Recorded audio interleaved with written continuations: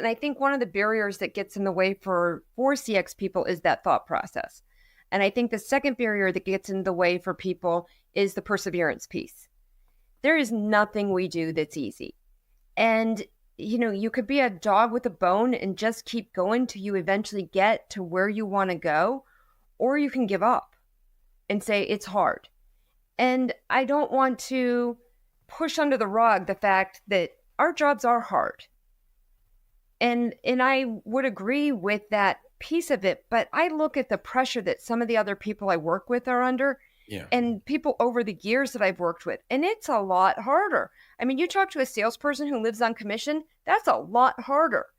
But I think that we as CX people need to think to ourselves, perseverance, grit is really important. One of my favorite books is from Dr. Angela Duckworth, and she wrote Grit. I love that book because it's about how you just keep trying till you eventually hone your craft.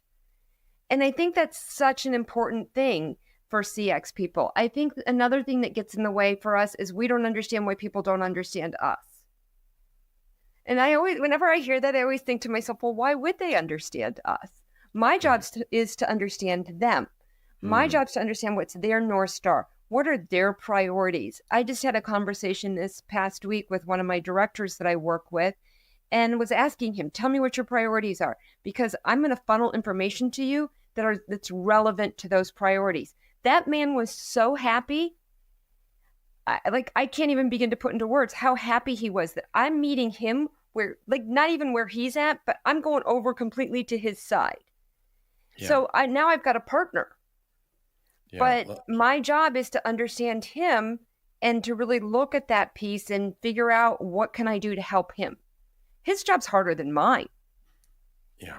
But what can I do to help him? So I think that's another thing that gets in the way for CX people.